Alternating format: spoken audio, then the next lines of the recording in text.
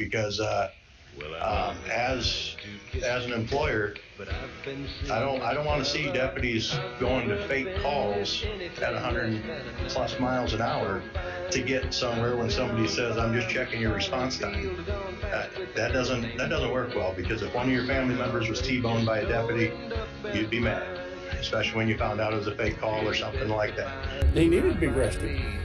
If you're going to try to break in, period. Lock them up. They're way key. I don't care. You know, we didn't do it. We didn't charge these two gentlemen because we wanted to, or we were trying to make a statement. There's nothing political or all these things, these comments that are being made. None of that stuff came into. If you look out there, I've never made a single statement, period. Never done a single press release, never done anything. You know, this is a confusing case. Hopefully it'll wash out at the end. This belongs to the court of the county. This don't belong to the state. Mm-hmm. We're going to jail. I talked to Chuck, told him we're bringing him to jail, and he said, okay. We're in the booth on him. I'll try. I don't know if I can discuss it anymore, but I'll try. I've never heard of this before. This is bullshit. The world's a dumpster fire, and everybody's mind is gone. And if they hadn't said something, these guys would have just been forgotten. Other than without the public pressure, maybe their case would have gone a different way. I don't know. Oh my God. I hate the fact that nowadays lawyers still want to squash people and say never talk, but if you don't talk, everyone else is talking for you, and it gets worse and worse. Hello, everyone. I'm Justin. And I'm Gary. And we are senior security consultants with Coal Fire Systems. We are here today to talk to you about the Chronicles of Iowa and the events that unfolded there. Hopefully, we're going to dispel a lot of the misinformation and myths that may have come up and come into the media's light during that while we were legally gagged. So without further ado, we'd like to walk you through the process. While not being gagged. All right, to set the stage, let's go through some of the engagement details. So this is a scoping and charter process that takes place before we're ever brought onto an engagement. When the client contracts with Coal Fire, they fill out some forms that details overall what they're looking for. In this particular engagement, it was a red team engagement, which covers all attack surfaces, but the one that we're most concerned about today is the physical engagement. This is where the client wanted us to come on site, test security of the courthouses, judicial buildings, things of that nature. And from that process, see if you can plant a drone on the internal network and then do the internal network penetration test down the road. So when we're discussing the physical engagement details, the client was specifically requesting, please focus on after hours testing. We want to see what can be done in a real life scenario like that. And some of the confusion that happened in here was the hours in the daytime testing versus the evening testing. What was released in the media, and partially from the client's perspective, was, well, we didn't want nighttime testing and we didn't want after hours testing. It was only supposed to be during the day, hence the day and the evening. The reality of that story was when they first came to us, they only wanted physical pin testing at night after hours. The actuality of what changed was they said, after speaking to us in the charter calls, you know what, we really do want social engineering during the day. We want to test some of our employees. We want to do it during the day. So can we add day and evening to that testing to make sure that we encompass the social engineering? So the truth of that story is, originally it was night. We changed it and amended that to day and evening to encompass the daytime portion of the social engineering. And to corroborate our story, there was actually 5 people on the phone. It wasn't just us and the client. There was 2 out of the 3 clients came to the charter call along with myself, Justin, another pen tester who actually didn't make it due to family issues, our project manager, and the director. All of them ended up giving out testimony, all corroborating our story, saying this is exactly what happened, just as we said it was, from at least 5 different viewpoints from us, on our side. Yep, all aligned in that idea. So another point of contention that kind of crept up, again, related to the hours when judicial branch accused us of being out of scope or testing when they weren't expecting it, was the default boilerplate template that we have in there says we're only going to conduct network penetration testing between 6 a.m. and 6 p.m. When we're on the calls with the client, of course, it's understood and we communicated with them. When we're doing a physical engagement, this is likely to occur over 24 hours of the day, as long as that's amenable to you. And so we kind of clear that up, and that's where we put that field that can be during day and evening in relation to the physical penetration testing, where all the virtual stuff we had done before that was within business hours. Another point to that as well is the social engineer, or the letter of authorization rather, scoped us to begin testing on Sunday. So if we're coming on site to Iowa to assess government buildings, Nothing's going to be open on Sunday, but that's when we're slated to begin, again, because the client wanted us to test outside of business hours. That's important. That comes up later. All right, so these are the target locations. Client had outlined 5 locations that they wanted us to assess. We did walk through these individually. We asked questions like, who's going to be there after hours? If we encounter anybody, are there armed guards? What's the maintenance crew look like? What is the cleaning crew schedule look like? And we asked specific limitations on some of these locations. So some of those did arise, like the Criminal Justice Center. Client told us, we only own a server rack inside this building. We do not have authorization to perform a physical penetration test, but what you can do is a social engineering exercise. Go in, ask them, flash them a fake business card, see if you can gain access to the server closet. Other than that, the restrictions were placed around the judicial branch building. Don't access floors 3 or 4, maybe open a door and take proof of concept that you guys could access that, but don't actually go in. As far as anything else, it was full scope, access, breach the facility, and try to gain access to the internal network, and show us what other vulnerabilities you find while you're on site. In this conversation that we're having with the client isn't a quick conversation. This is line by line, building by building, address by address. What exactly do you want us to perform in this building? What are the hours you want us to do it? What's in scope? What's out of scope per building? So if there would have been a miscommunication, which there wasn't at the time, it would have been fleshed out in this call because we went building by building exactly what was in scope, what wasn't in scope per building. Now, what makes it into the actual contract is a little more generalized, which is why we have the scoping call. Lesson learned from this, record your calls. Yeah, very important. All right, so we have a number of parties involved. Of course, there's Coalfire, the company that we work for. There's Gary and myself, who had charges pressed individually against us. That makes an important legal distinction that we'll see. There's a difference between the company that you're working for and when charges were pressed against us as individuals. You have Dallas County, which was primarily comprised of Sheriff Chad Leonard and the County Attorney Chuck Sinnard. We also have the Iowa Judicial Branch. So our 3 points of contacts that we were working for, Mark Headley, John Hoover, and Andrew Shirley. And there's also going to be a special guest appearance from somebody that we'll see later in the presentation. All right, so now what we're going to do is we're going to run you through kind of a real quick story of events on Sunday, Monday, and then a little bit of Tuesday before we actually went to Dallas County and to the fabled courthouse. Sunday, we hit the ground running. We were there, again, like we had said before. Our third teammate had some family health issues with one of his relatives, so he couldn't actually come. And the bad part about that is he had the drone that we were going to use, so we were still waiting on the drone to come in the mail on, I think it was supposed to be there Monday or Tuesday, which is why we ended up going back to the Polk County Courthouse later, was to set the drone in the server room. So Sunday, we hit the ground running. We go after the Polk County Historic Courthouse. We get in through bypassing a door, and then we hit all flags. We're probably there till 1 or 2 in the morning, something like that. All the value that the customer was looking for, and then some, we were able to get in that single night. So for the most part, outside of coming back there and placing the drone, that was done. And then Monday, Justin will go into. All right, so we wake up the following day. That's our first full day while we're on site. So we decided to drive by all the locations, make sure the addresses match up to what we were seeing online and talking with the client about. And we just verify everything's there. During public hours, we are able to access the judicial branch and the Dallas County Courthouse. During business hours, we were able to walk through, see some of the stuff. In the judicial branch, we were escorted by an armed guard who didn't let us leave inside. And then for the Dallas County Courthouse, it's open public access. So we were able to see some of the floors. And the purpose of that is to walk through, get an idea of what we're working with. So when we come back later that night, we know how to approach it and what to be looking out for. So the real meat of Tuesday is we enter and we breach the judicial branch. Actually, we arrive on site and we're outside working on a door for about 10 or 15 minutes when a state trooper arrives. So this is kind of expected behavior.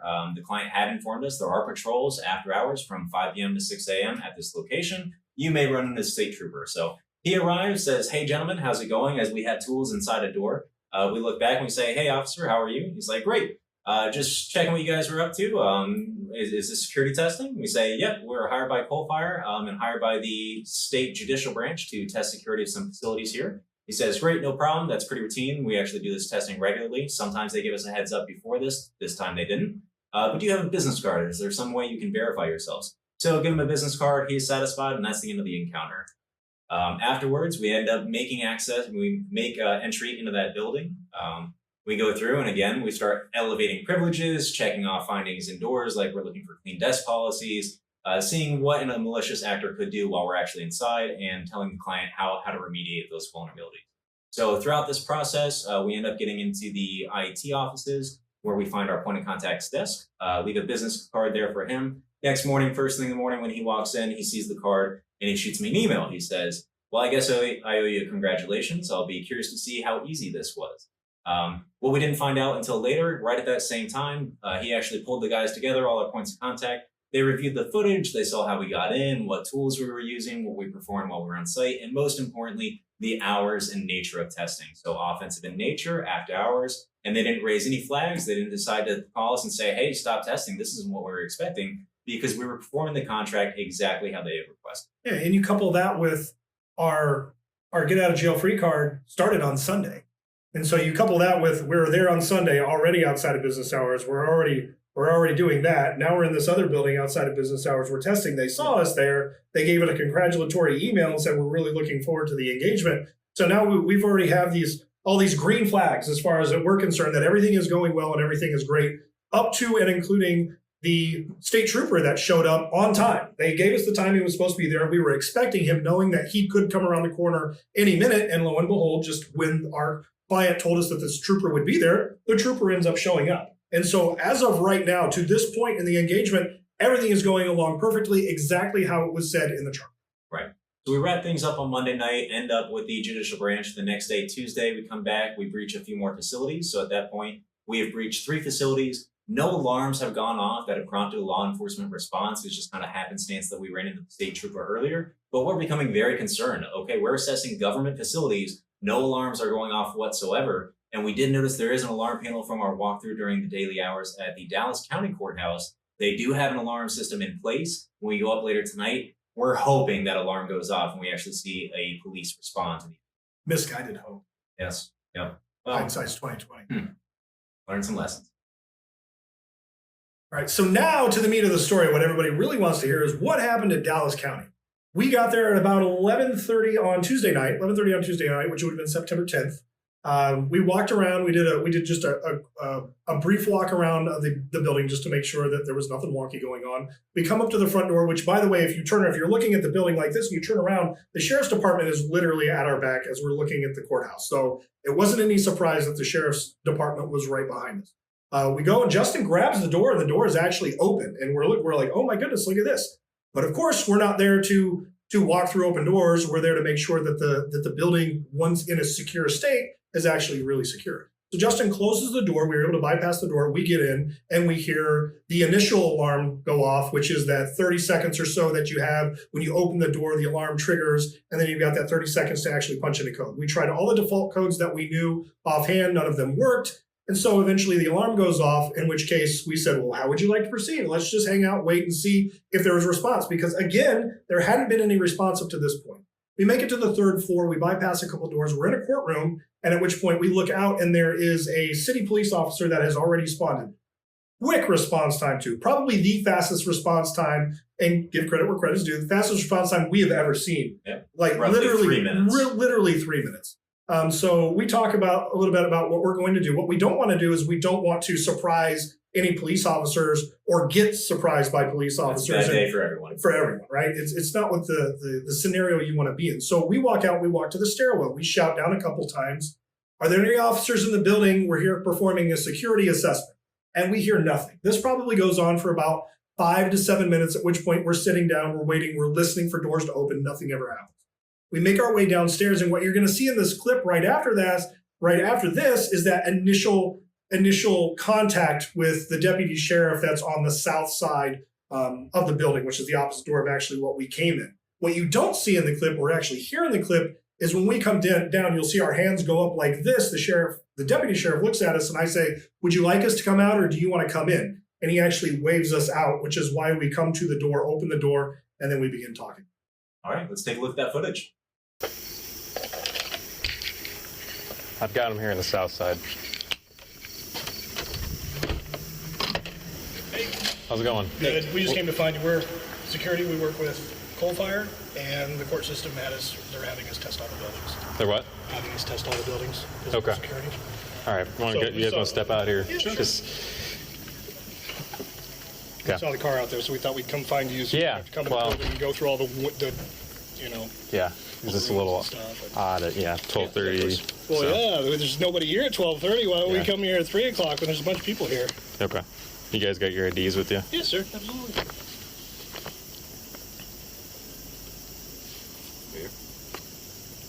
I don't know if Doug would, but most people would. That would be a fun-ass job, though, just go around breaking in. Breaking in. Until you get freaking tased or death or shot by John Wayne. So you just waiting for the sheriff then? Huh? You just waiting for the sheriff, or are they good to go? Yeah, they're good to go. I heard he was en route. So. I think dispatch. Well, yeah, they call checks. So. Yeah. So where's all that information go? It goes to Sounds us. like you guys are good. To So our- he did get a hold of him. So. Okay.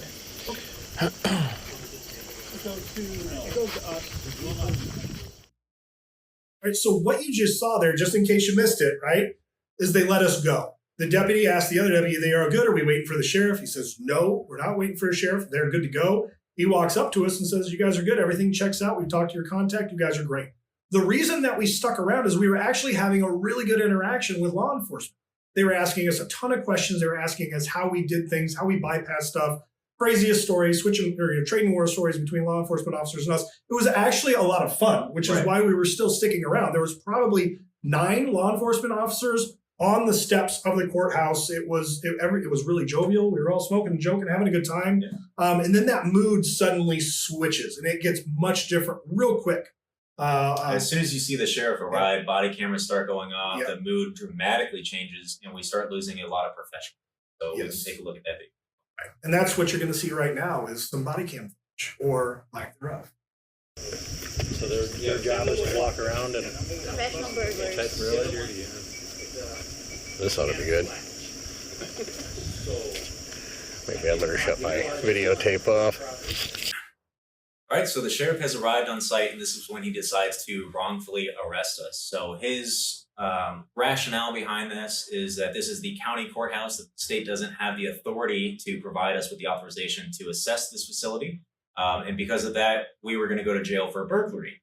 Now, if you know anything about law, you can't have burglary without intent. And whether or not the judicial branch did have the authority to authorize us to perform this testing, they assured us that we did, and we had no intent of committing a crime. We had intent of executing on our engagement and fulfilling the contract according to the judicial branch's wishes. Now, what's also interesting about this is that despite all the lectures that we were given that night about this being county property and not the state, there was actually an independent review by a law firm performed at the request of the judicial branch that took a look at the standing statutes and history of case law in Iowa. And what they concluded was that it is actually likely the state that has the sole burden of providing security for this courthouse. So what we're going to do now is we're going to kind of set up the slide that's going to follow, which is actually the slide of our arrest. What you're going to see is you're going to see the sheriff talking to a couple of his deputies. His deputies repeatedly tell him that we've been extraordinarily cooperative, and you can see he's very flustered. He's throwing out a lot of bad language, saying that they don't have authorization, that these guys really aren't professionals. And the reason that we want to point this out is up until the point where the sheriff arrives, we are treated with the utmost respect. We are seen as professionals. We're seen as doing our job. We're questioned about our job, asking us advice on how to do things. The sheriff shows up, and now all of a sudden, like we said before, that mentality shifts. It comes to more of a group think, and everybody starts following the sheriff's lead. Like, well, these guys really aren't professionals because they used a very simple tool to get in. And that obviously isn't what a professional would do. So that starts to change a little bit. And then, of course, you're going to see in the slide, you're going to see us get arrested. We're going to go through the entire process very quickly, I might add, to the very point where the sheriff kind of makes fun of me outside in a hallway. And again, for somebody who said this wasn't personal and it wasn't political, it looks very different when you see the action. Right.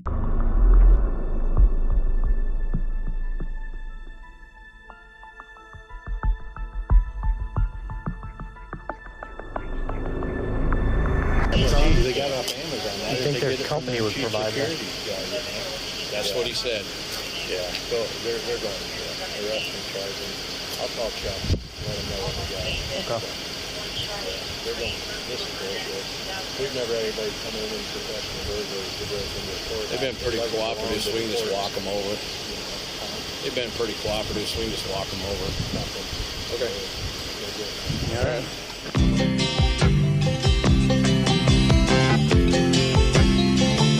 just a good old boy, never meaning no harm.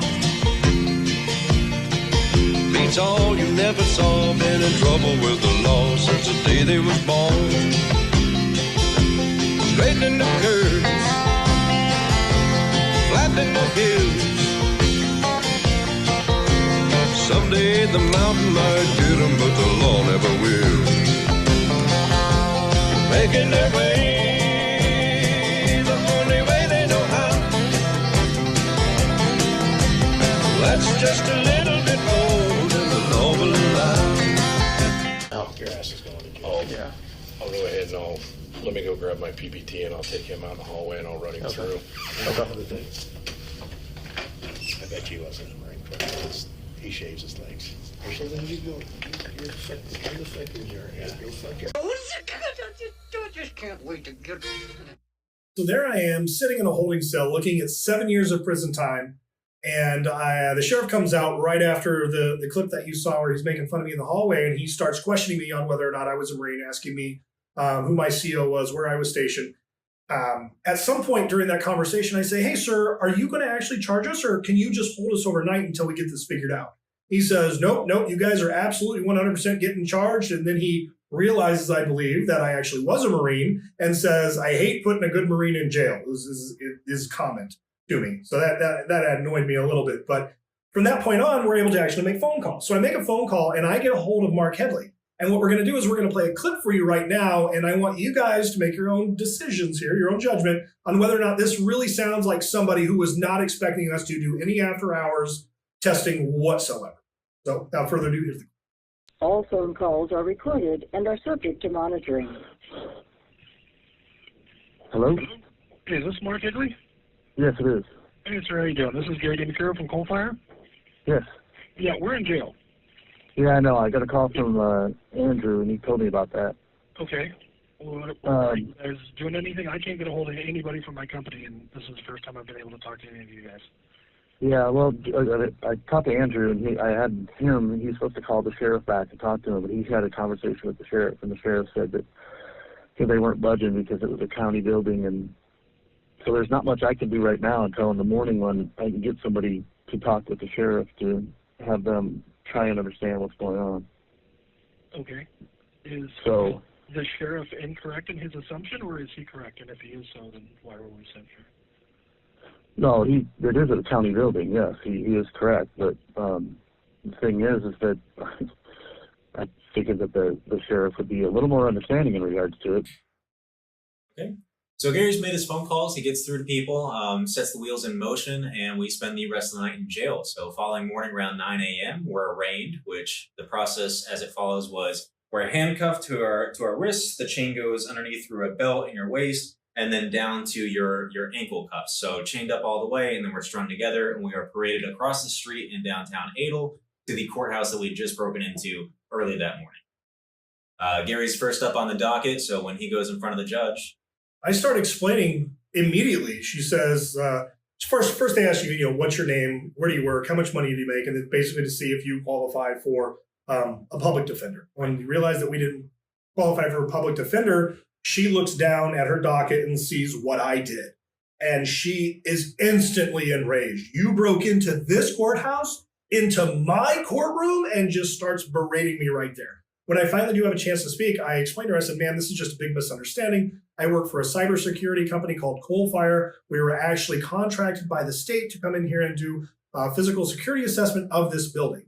And she halts me immediately and says, you must think I fell off the turnip truck. I must be the dumbest person alive, et cetera, et cetera, et cetera. Just telling me how wrong I was. And if any testing of the sort was going to be done like that, they would have let her down. Out of the 5,000 judges in the state, they would have called her specifically and said, hey, Miss Judge, they're going to come to your courthouse and they're going to do this while you're not there after hours and you have nothing to do with the security of the building. But that's the way that is. So I get berated by the judge, and the whole time I am thinking, this is insane. I can't believe that the judge would not at least listen to what I'm saying.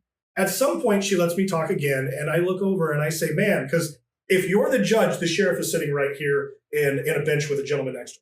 And I say, ma'am, the sheriff verified that we were sent by the state last night. His deputies had let us go, and they had verified that we were working under contract from the state. And I look over at the sheriff expecting him to say something, and he's just sitting back like this with a big grin on his face and doesn't say a word, which infuriated me like you would not understand. So again, she says, you must think I'm dumb, you need to change your story, et cetera, et cetera. And so at which point the gentleman next to the sheriff stands up, and I'm thinking, because we had never actually met our contacts in person, this must be the gentleman from the state. He's going to set all of this straight. Gentleman comes in, sits down or stands next to me and looks at the judge and says, ma'am, these people are a flight risk. I want you to increase their bail. They shouldn't be allowed to leave. And so now my heart just sinks because I thought for sure this was going to be our client coming here explaining the fact that this is a big misunderstanding. The judge apparently completely agrees with him and changes our bail from $7,000 each to $50,000 each. So to give you kind of an idea of what a big jump that is, in case you don't know, recently in the news, there was a shooting in Seattle in the middle of the street. Two of the people that got in trouble for the shooting actually fled to Vegas, were captured in Vegas, and their bail was set at, can you guess? That's right, $50,000 for murder. Fair? I don't know. You decide. So after that point, I see what Gary's gone through. I'm next in line, and once I go up, kind of spell the same story and same result and outcome. Bail is increased to $50,000. So up from our original $7,000, now collectively we're facing $100,000 in bond. At which point we're walked back to the jail.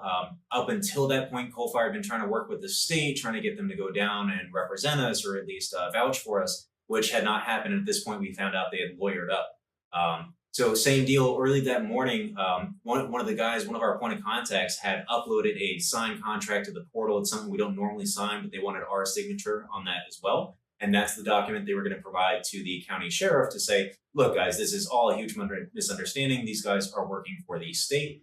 At which point, I think they realized they were facing backlash from the county. So it's very clear that the county wanted to attack the state over the altercation that had occurred. And they subsequently removed that document from our portal, which we call Coal Fire 1, have all those timestamps. So at that point, we're back in the jail cells, and now Coal Fire is working on actually paying for our bail and posting bail for us so we can get out, as it's very clear that the sheriff isn't going to let us go and judicial branch isn't coming to the rescue.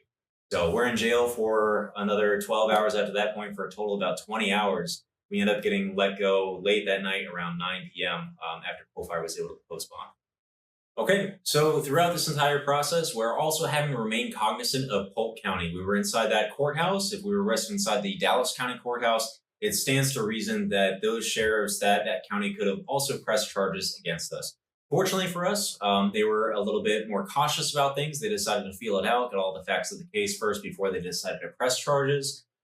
Throughout part of that process, they did want to give us immunity. If they decided to go against the state, they asked us, hey, we'll give you a plea deal if you guys want full immunity, testify against the state. And we said, guys, we're not guilty whatsoever. We have no problems with any of this. We have all the contracts and documentation in the world to back us up, whereas some of the poor folks at the discretion of the state might be run through the legal system and not have all the resources that we have. Well, we know we're innocent and we have all the documentation in the world to prove it. So we said, no, we don't want any plea deals. We don't want immunity from you. If anyone wants us to come in and testify and give the facts of the story, we are absolutely willing to do so, but it's not going to be to save our own skins because we did absolutely nothing wrong. So at this point, the DA is involved, and the DA is basically saying somebody's head is going to roll. I don't care who it is, but somebody needs to be held responsible for this, so this all kind of goes away. He kind of pushes it towards the lead prosecutor for the county of Polk County, who actually is a pretty good guy. He looks at all the evidence. He looks at the detectives that are doing all the investigation and says, Justin and Gary are not guilty. They didn't do anything wrong. He says there's no way they were burglarizing anything, and even trespassing would be an absolute Hail Mary that I don't think we would win in any court.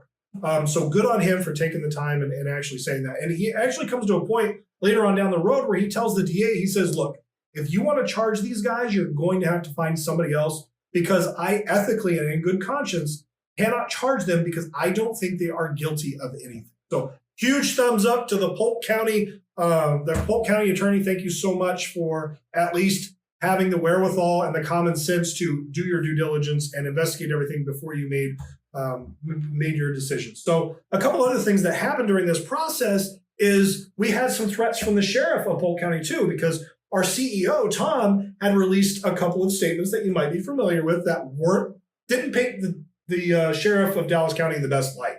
That made the other sheriffs angry, and he threatened us and said if we release any more, or if Coalfire releases any more statements like that, or says anything negative about any other sheriffs, especially the Dallas County sheriff, that they were going to come at us, they were going to take the gloves off, and they were going to come and punch it at. We had that happen as well. Later on through this, and again, we're truncating something that took over 6 months, all down to this little 2-minute little spiel that we can go into. At some point, Supreme Justice Katie comes in, or Chief Justice Katie comes in.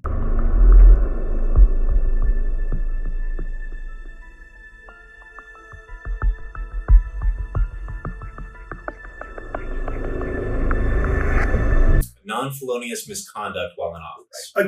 Against the people who hired us for the state, our actual contacts that we're working with for the state. Something gets delayed. That's actually supposed to happen on the Friday after we gave our testimony. It was supposed to happen on that Friday. Something happens. The paperwork gets delayed to the next week. And in between the time that we give our testimony and the time that that's actually supposed to happen, Chief Justice Katie dies. Straight out of a movie, the gentleman dies before anything can happen. And right at the cusp of us being completely vindicated through this entire scenario, Chief Justice Katie dies.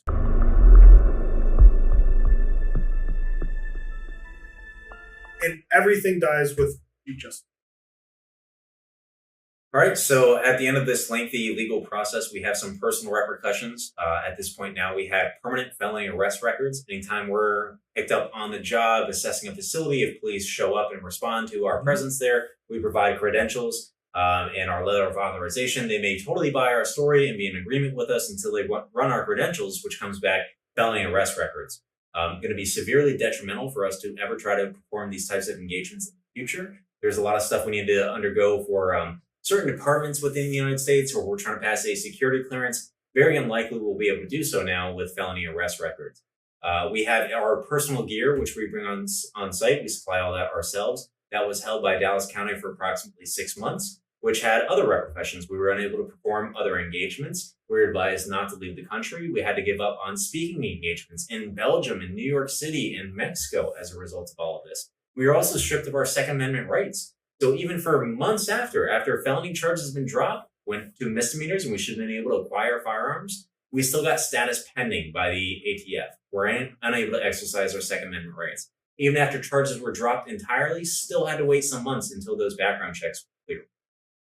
And the people, as much as we would like to cry about ourselves, right? Boo-hoo, poor us.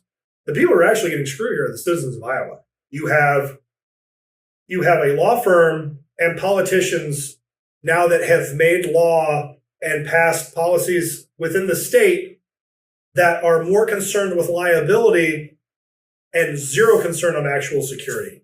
And as much as we would like to share all of the things that we found, it would be irresponsible and unethical for us to do so. But needless to say, there is a plethora of things within Iowa State that need to be fixed, and they affect each person there significantly. And that's not going to happen now because basically all offensive security whatsoever has been axed in the state of Iowa. And that is the real crux of this issue, and what really kind of chaps our hide as security professionals, right? Every one of us are kind of like, the good guy riding in on the horse to save the day. I think all of us kind of see ourselves as that, is trying to help other people, right?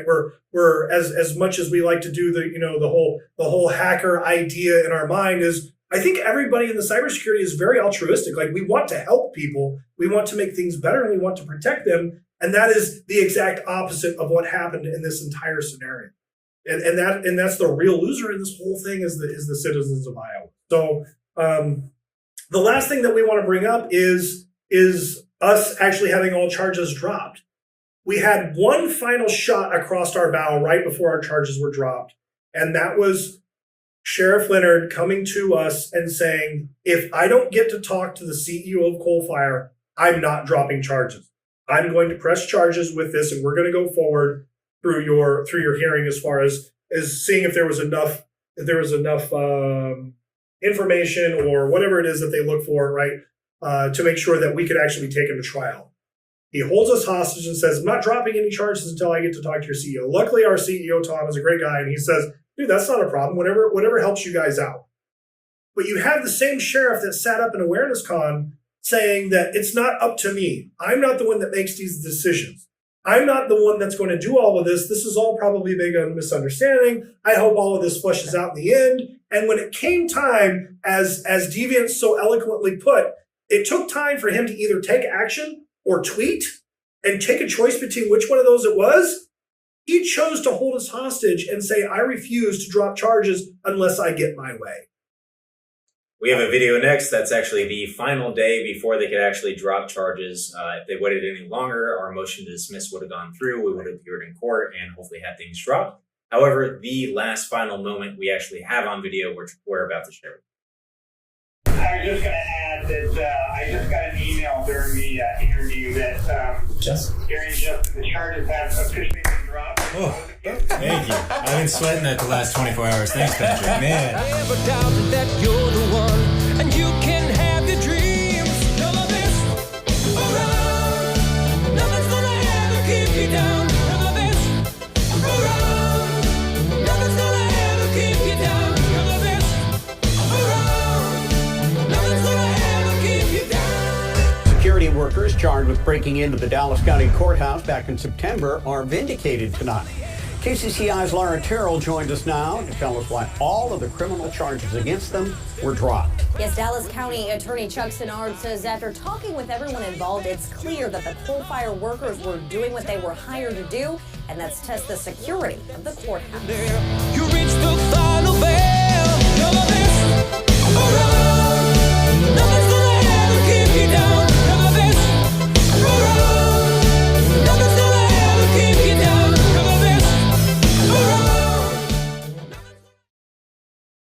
Last but definitely not least, we owe a massive thank you to the entire InfoSec family and community. We got to witness it firsthand. There is a family here that we all are a part of, and everyone came to our rescue. And for everyone that did, they were encouraging positive discussion online, reaching out to us, reaching out to the lawmakers. Sincere thank you for everyone involved. Right. We, as soon as we got out of jail, we walked to our car, we charged our phones, and as soon as our phones were charged, we had literally hundreds of text messages, voicemails, emails, like you name it, it came through from people that we worked with, to people that we used to work with, to people that we trained with, like Deviant, who was like, hey, do you guys need anything? We're here to help. To people that we have never met before, reaching out to us on LinkedIn and Twitter saying, you guys need anything? We're here for you. The community is behind you. It was absolutely amazing. So thank you very much. So lastly, what we want to bring up is we're actually looking for some help here. We want to get a Good Samaritan law passed so this doesn't happen to anybody else.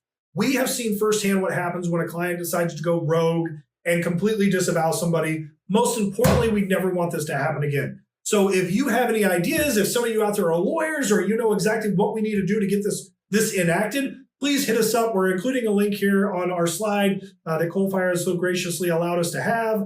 Hit us up there. Talk to us on Twitter or LinkedIn or however you want to get a hold of us, please. We're more than welcome, or we're more than happy to talk to anybody about anything concerning this.